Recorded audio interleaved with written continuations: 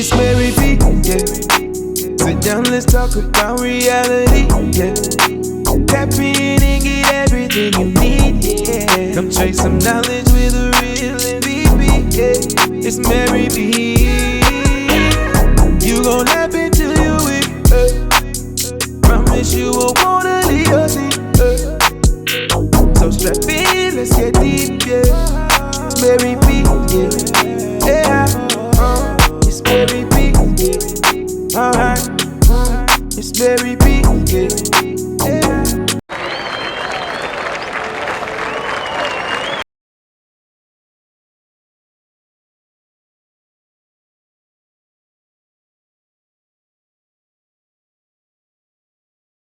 Much for coming on to exclusive interviews. I really appreciate it. You guys, this is Joy Walters. She is running for Louisiana State Representative for District 4. A lot of people, first of all, when you come on to exclusive interviews, you do have to rep your set. So please let everyone know exactly where you're from. I am from Shreveport, Louisiana. Okay, Shreveport. Born and raised. And can you tell us more about your educational background? Because it's amazing. Sure. So I am a historically black college and university grad. I graduated in undergrad from Wiley College in East Texas. And I also hold a Master of Divinity from Princeton Theological Seminary. And I hold another Master's from Emory University in Atlanta. And I am glad to be here. So thank you for inviting me. I'm so honored. So the Louisiana State House of Representatives is part of the lower body of Louisiana State Legislature. It says the House consists of around 105 members, and they meet at the state capitol in Baton Rouge. Each member represents an average of 50,000 residents. So you would be speaking for 50,000 people. Yes, whether they vote or whether they don't vote, I would be speaking for 50,000 people. And how does that feel to have 50,000 people depending on you if you win this election? I think right now I'm just going to say surreal, but the more that I knock on the doors, the more that I engage with voters, then it really becomes just real, like it is real. And that's why you see me looking like I do. I told you, oh, cousin, I was going to have my makeup on. I planned all of that. Yes. But I literally was outside just no more than 10 minutes ago in West Shreveport getting votes, making sure that people know when to go to the polls, and answering questions of the voters. And so that's what I mean by the real part, because I could have given you what you see on the photo card, yes. But I wanted to give you the real part. I know, and you're running, and you're literally, this is crunch time. The election is October 14th. So we want to make sure that everyone in Louisiana get out and vote. We know that normally a lot of people focus on the presidential election. Can you let everyone know how important this election is? So let me tell you, your state representatives, your senators, your governor, your state body is just as important as the president of the things are being done that you might like, or maybe you don't like, or maybe it's some funding that your state receives, or some funding that your state does not receive. A lot of times, who is your governor, who is your insurance commissioner, who's your state representative, who's your senator, it actually does matter, and your vote actually does count. And so whether a person wins by one vote or whether they win by a landslide, which means that literally none of the other opponents came up on them in terms of votes, they just ran away with the election, it really all does matter. And so I just hope that each and every person tries to take an active stand in the elections that are going on in their area, because again, the power and who gets what money. Yes. So if you're driving down the street and you like, man, I keep running into these potholes, just like I ran into on my way here. You know, again, who you elect, it really matters, because that means what you're going to get for your community, or what you're not going to get for your community, what you're going to get for your children. You may use the Medicaid system, or if the Medicaid system isn't good, or if it's not expanded, then you might have a mother or a father or a couple out there trying to provide for children, and it might be hard because they may say, oh, you know what, you make $20 too much, $200 too much, right. or you make $2,000 too much. And so again, that is why who you elect matters. Thank you. A lot of people need to know that, because a lot of people, some of us, and I mean us literally, feel like our votes do not count. And when we know that we have people who literally died personally, that we know, that literally died for us to be able to just stand in the line and press the buttons at this electronic machine that is making it the easiest process ever. Can you talk about what motivated you first to run for politics? Sure. So as a child, I was always the person in the class that stood up for others. And whether you were right or wrong, usually I wanted you to be, right about what you were doing. Right. And then maybe the teacher received it wrong. Mm-hmm. But I would be speaking up for those students. I spoke up and out during Junior 6. I mean, organized, we had shirts, we did a march at our school, just the whole nine. And so ever since then, I wanted to turn advocacy into policy. Mm-hmm. And I also need to mention this, that my godfather, he was the first black city councilman here in Shreveport in the 1970s. Oh, wow. And he was an attorney, Hillary Huckabee. He brought a lawsuit against the city of Shreveport, and he won in court. Basically, the lawsuit said that the way that the districts were outlined in Shreveport, Louisiana, mm-hmm. did a disservice to black people, to minorities, and that we did not have any representation. So it took us from an at-large form of government to where we are today with districts, where you are elected from a constituency or a group of people that live, near or around you. And, mm-hmm. and we try to make sure that those lines stay very much equal, that they are distributed equally as we can. So just like Mary said, I'm looking to represent 50,000 people, but yes. Our city council can represent between 10,000 people. Usually, they might keep it in that 10 to 20,000 mm-hmm. mark.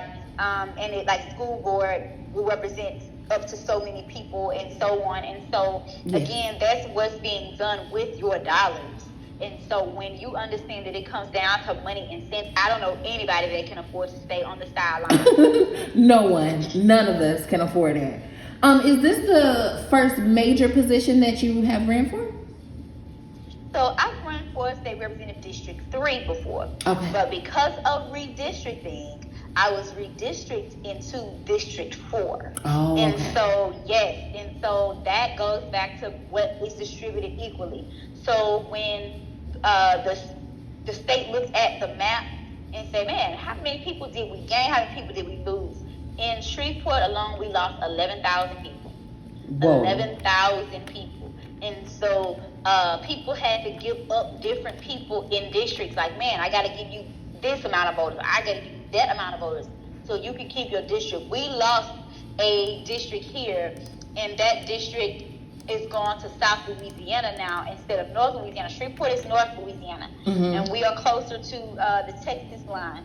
Okay, but our seat, it has gone to South Louisiana, and the only way that we could get it back might be in 10 years, and I might say we will get it back in 10 years when and we will have to definitely have more population than what we have now, because that decline really, really hurt us. And also the response rate, we do know the response rate was low mm-hmm. due to COVID, and people did not trust mailing things back or responding. But again, when it comes to federal dollars, we will hurt because of that decline.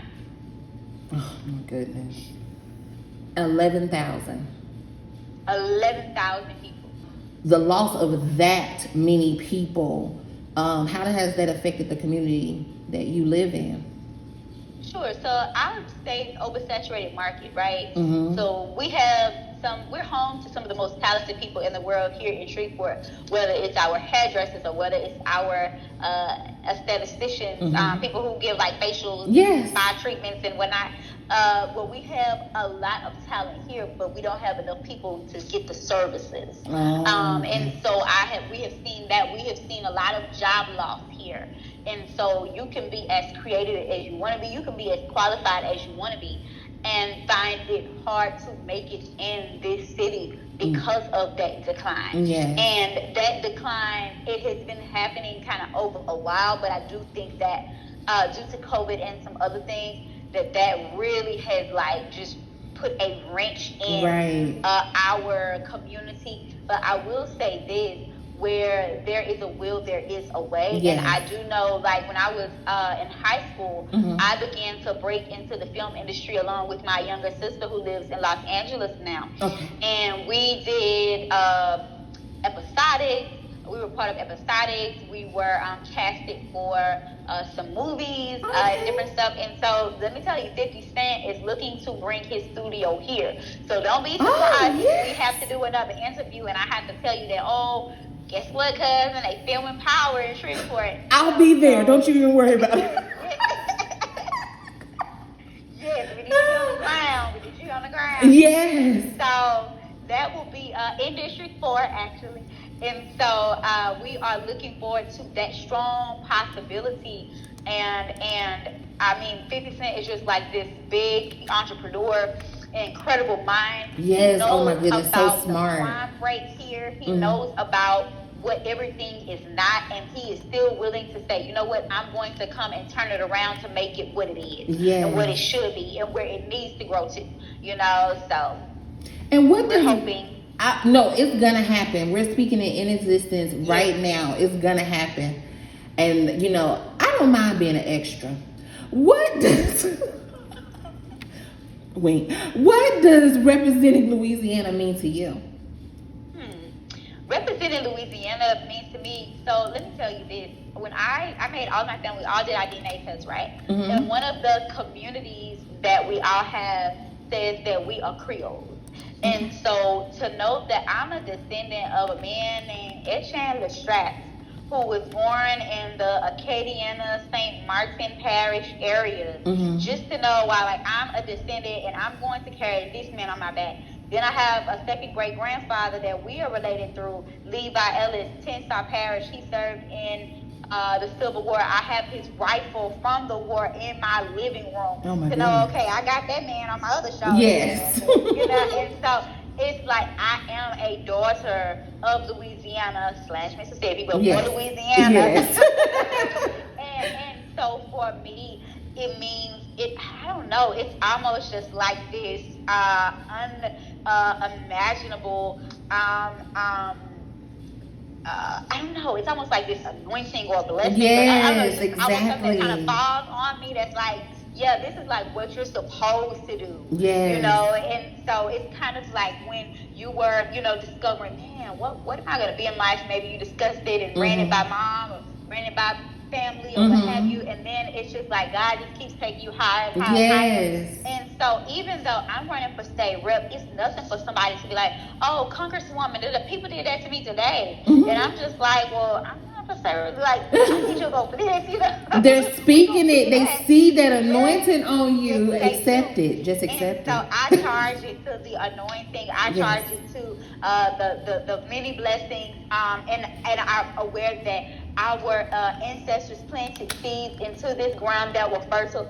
and I will reap the benefits of that, and I will just do a very good job at doing what I'm supposed to do and represent the people in each and every way that I can. So when I lay my head down at night, I say, you know what, my people are okay, I'm okay, it is well. Yeah. I would like to bring not just industrial jobs to the area, but creative jobs to the area. Yes. Creative / sustainable. So how we see the Silicon Valley. We have the infrastructure right here in Shreveport, Louisiana, and especially in District 4, because we do have a lot of vacant buildings that are already having just that solid foundation to be able to support technology companies, to be able to support creative industries and so forth. And so those are some of the things that I would like to be able to see to go on right here in Louisiana. And also home ownership right now in Louisiana, because the insurance rates are just crazy, astronomically crazy. And we've had a lot of insurance companies to leave the state. We will have to really, get with those insurance companies to let them know that, you know, our people need insurance, right? Yes. Because you can catch all kinds of charges by not having insurance. But how is someone going to afford your insurance on the type of income that they have? And we do not have an income like average income of a Massachusetts or a New Jersey or a California. Right. Our level of income is much different and it's much lower, and we deserve to be able to have insurance that will let us still feed our children and that will let us still be able to come home and turn on our light. Yes. Be able to do both of the necessities. That's it. This is a necessity. Yes. If not, you're being homeless. Yes. You know, and so we should be able to have, you know, all of those things. And so again, that's what I'm interested in fighting when I get to Baton Rouge. And of course, that's just the onset of a fight. There's so much other stuff that I have to get out there and fight for, like these children who are housed in Angola. Right now, they're part of our juvenile system. And unfortunately, all of the beds in Louisiana are full. We did send our children to Alabama. Yes. Alabama said, look, your kids are a little bit too crunk for us. We're going to send them back. So they sent our kids back. And so right now they're being housed in Angola. But we have to find another way. Those kids, they need to have another chance. And they need to have people that believe in them. Yes. And I have worked in the juvenile justice system teaching those same kids that I'm talking about. So you know what you're talking about. Oh, absolutely. Absolutely. I know who raised themselves. I know when my mom got shot at Miss Joy, you like my mama figure. I've never had a mother. I've never had somebody. Yes. I've never had. So, you know, I'm not trying to raise a man, quote unquote, because I taught an all male cohort. I'm not trying to raise a man, but I'm at least trying to empower them. So when they get out of these situations, they can know, okay, I still have a way to move forward. And that's not always given to men and to boys. So I think that's a beautiful thing that you're doing. As an African American woman, what has been some of the hurdles that you faced while running for office? We can be harder on black women, and it's just not the same standard for black women that are running for office as it is for black men.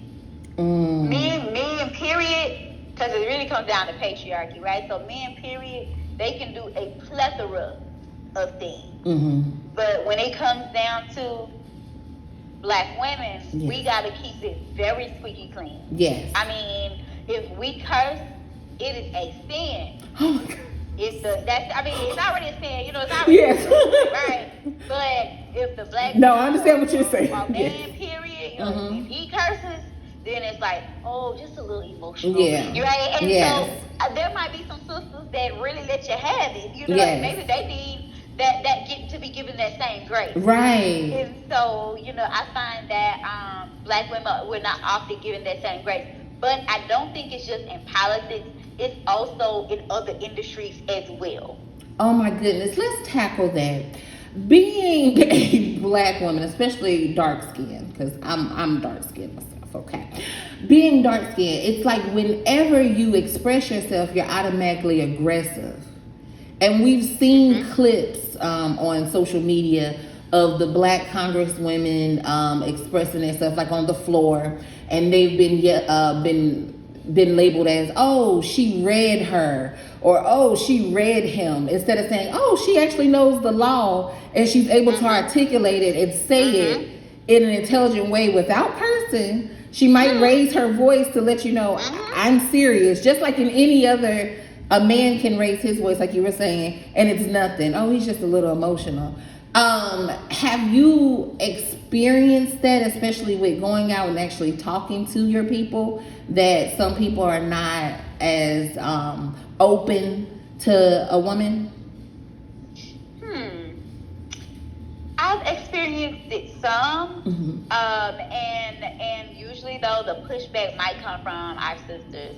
You know, I mean, it is what it is. I mean, there are a lot of sisters who like really rock with me and are, very supportive. Yeah. You know, but then it's some like, man, what's your turn? Or go do this, or go do that, and it's like, oh, okay, all right, but that's not what I'm doing right now. Right. Like that's all great. I take all suggestions. Very glad to take your suggestions into account. But I'm here to fight for the people. Yes. You know, and so yeah, and I actually have there are two opponents slated to be in this race. One is a male, one is a woman, and sure enough, I can only imagine that we probably are facing just that together in a nutshell as women out here, you know, on the battlefield. But I do believe that there are more women who realize our worth, more women that realize, man, Walker, she gets the work done, and they are really standing by that. And so I do not want to make it like it's me against them type of thing, versus just stating, you know, this is how I'm treated when I'm going out and about. But it's nothing that Shirley Chisholm did not face. When she ran for president of the United States, she said, I face more opposition, not because I'm black, but because I'm a woman. And so, you know, again, I am living that. And I just feel like that is preparing me for the legislature. Because in order to get anything done, you have to stand firm as a black person, as a black woman, as a black. You have to stand 10 toes down on what you believe, and, you know, just handle your business from there, handle the policy of the state from there. Recently a I'm not gonna, because I don't want to give him the wrong title. He was a representative of Arizona, and he stood in the floor and he said that he feels like all colored people should be able to be representative, but he meant to say black.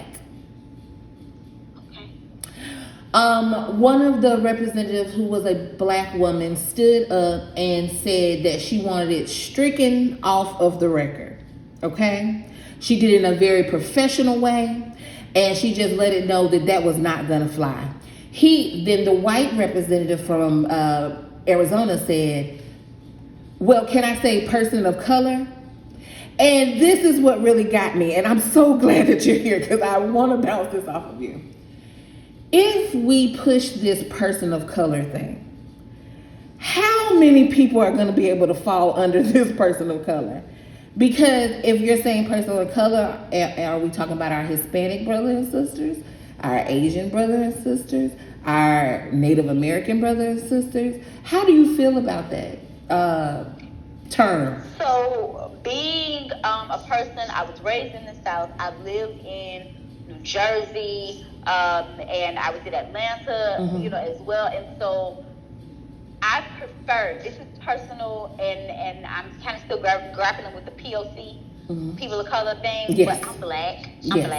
And I would rather my race be defined than be clumped together, because when it is time for other races to stand as a collective, especially with something that's on the lines of a black issue, they don't do it. The Asians, they expect when something happened, like when something happened in Atlanta, oh, we want to stop Asian hate. Black people, please come to our rescue, because we're all people of color. It's like, but you just weren't people of color with George Floyd, right? And so, but now we're people of color. You know, Hispanic community, we've seen the way that they vote as a voting bloc, especially like in Texas elections and presidential elections. I mean, all this stuff has been defined. And so we understand that you are taught. I do believe that when our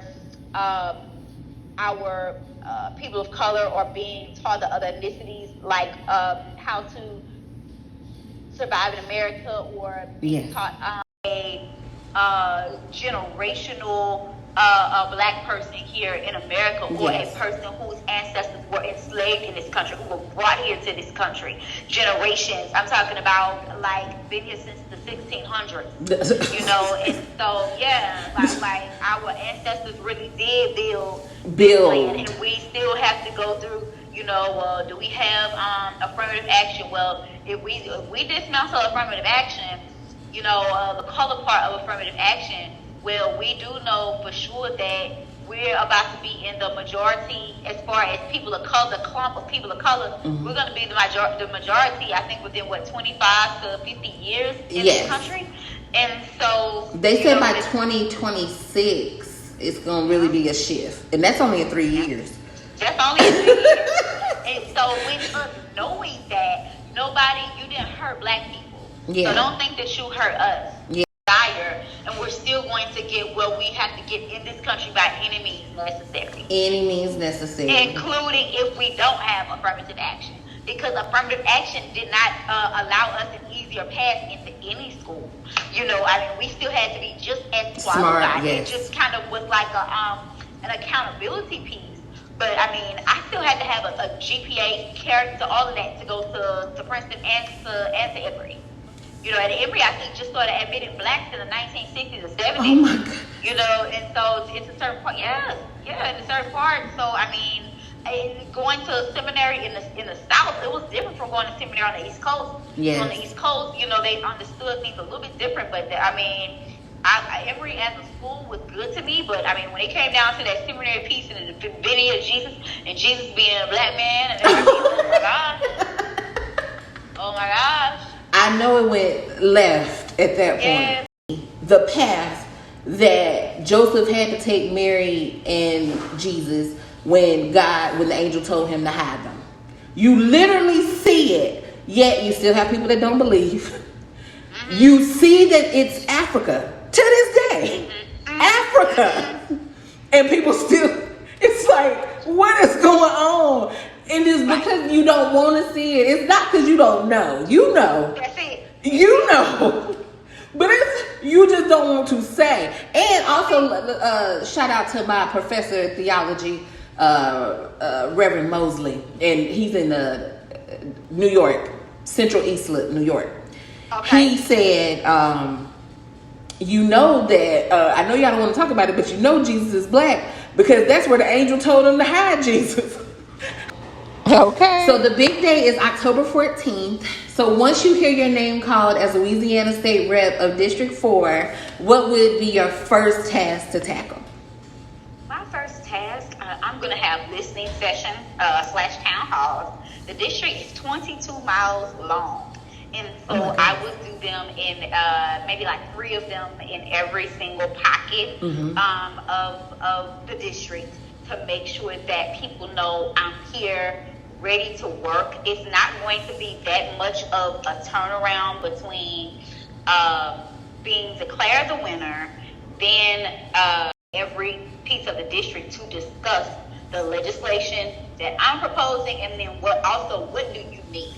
What do you need for this to be, you know, a better district for all of us? And so I plan on meeting with those people because, again, we will go into session, I think, either April or May of next year. Whenever Easter is, it's like, I think like the week after Easter, something just like that. Okay. And so it will be, it could be as early as March.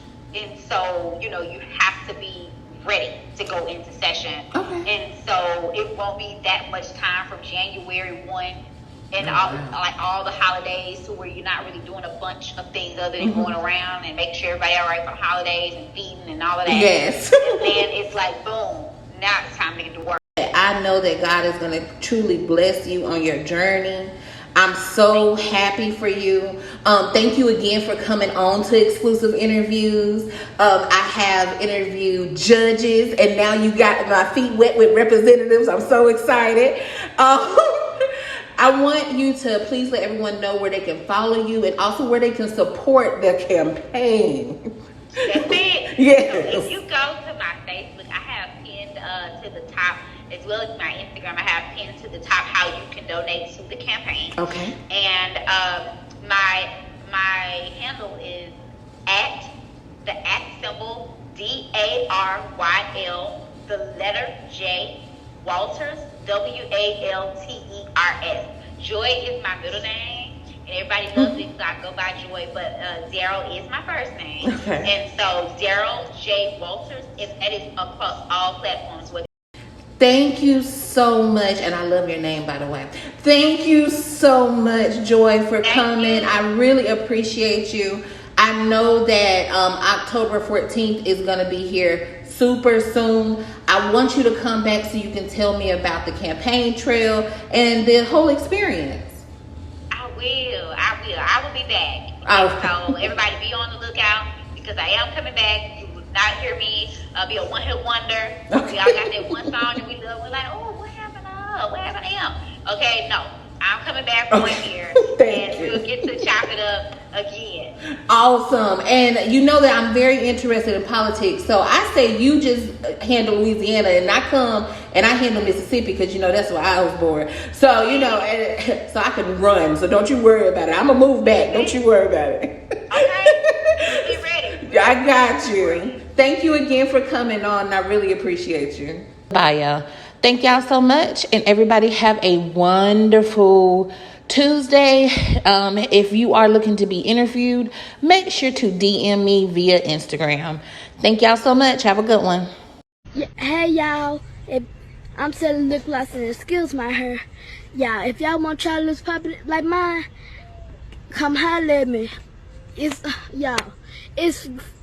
Y'all, I don't know what to say because my lip popping. And goodbye. Period. I mean it.